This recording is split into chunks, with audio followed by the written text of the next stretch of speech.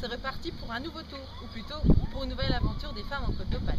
Mais qui sera ma victime aujourd'hui? Ce n'est autre que Nathalie Flao, directrice du Labi Park, qui va se soumettre au tant redouté test afin de confirmer que cette femme qui a su conserver son âme d'enfant est elle aussi une femme d'Opale. Vous me suivez? Donc ici vous êtes au Labi Park à Saint-Josse-sur-Mer, à 7 km du Touquet. Donc c'est un parc de loisirs nature avec tout un tas d'activités aussi bien pour les enfants que pour les grands.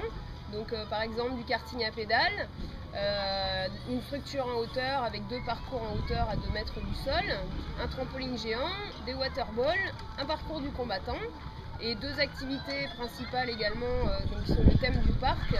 C'est le labyrinthe de bois, donc 1500 m² de labyrinthe en palissade de bois, et le labyrinthe végétal. Donc là il y a 30 000 m² de labyrinthe de maïs qui est ouvert à partir de début juillet et qui est entièrement animé. D'accord. Moi à la base je suis ingénieure en agriculture, donc rien à voir avec le milieu du tourisme. En fait pendant 10 ans j'ai travaillé dans le commerce international et le commerce dans l'agroalimentaire. Et j'ai voulu en fait me recentrer sur la région ici, mais trouvant pas de travail, j'ai voulu créer en fait un parc avec, je dirais, l'idée d'un ancien collègue de travail qui a lui-même créé un labyrinthe en Normandie. Donc on est parti de cette idée-là en 2006. Et en 2006, on a créé uniquement le labyrinthe végétal. Et à partir de 2010, on a commencé à diversifier les activités. Je fais partie d'une association touristique qui s'appelle la Route 62, donc qui regroupe en fait 16 acteurs du tourisme. Par exemple, il y a Dennis Park, Isnor, le Randorail, les Belles Échappées, la Tour de l'Horloge, etc. Et donc on a voulu se fédérer pour communiquer justement autour de nos structures et nous renvoyer des visiteurs les uns les autres. Comme on connaît les structures de chacun, puisqu'on les a tous visitées, ça nous permet de renvoyer des visiteurs dans des structures que l'on connaît nous-mêmes. Donc tout a démarré en 2006, en mars 2006, quand j'ai voulu créer le parc. Donc on est parti de rien, il n'y avait absolument rien ici, même le parking n'existait pas. Donc j'ai tout créé par moi-même, en commençant donc par le labyrinthe végétal uniquement. Et ensuite en 2010 on a rajouté les pistes de karting à pédales et le labyrinthe de bois.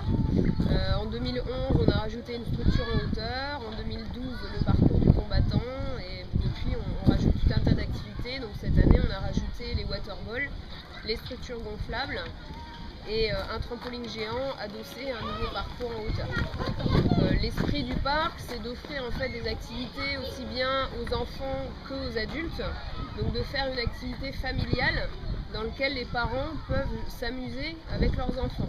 C'est-à-dire que toutes les activités en dehors des structures gonflables qui sont réservées aux enfants, toutes les autres activités sont accessibles aux adultes. Donc vraiment parents ou grands-parents peuvent s'amuser avec leurs enfants ou leurs petits-enfants.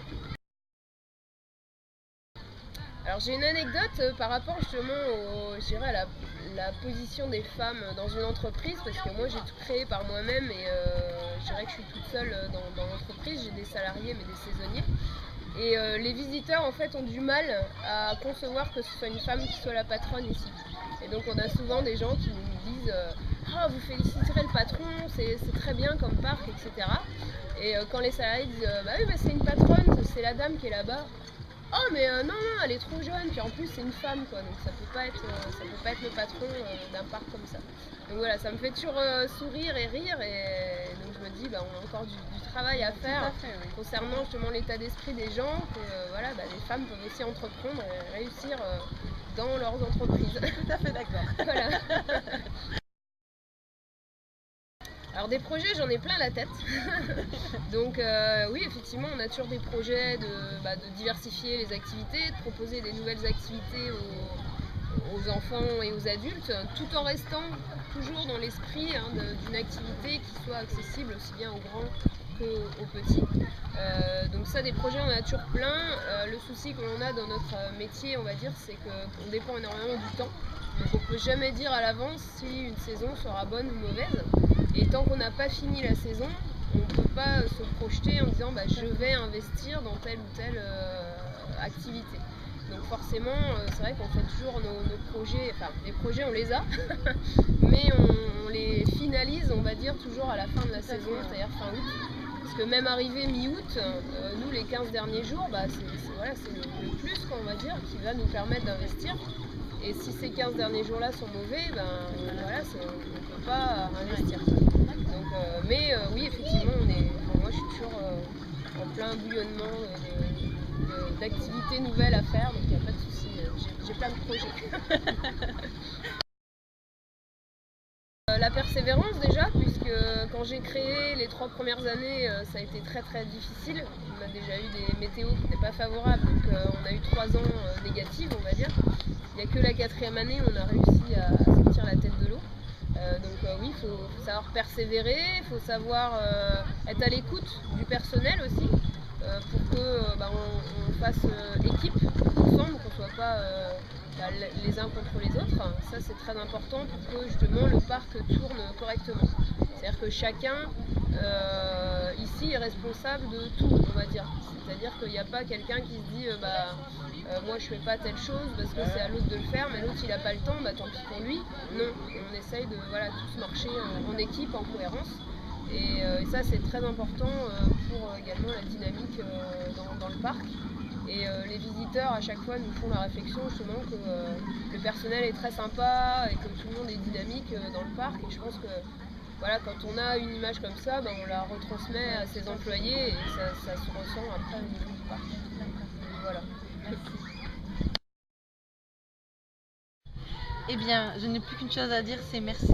Merci pour ce que vous faites. J'ai eu l'honneur de vous remettre l'attestation des femmes d'Opale, car vous le méritez. Merci beaucoup. Et merci d'être une femme d'Opale comme on les aime. Merci. Merci beaucoup à vous.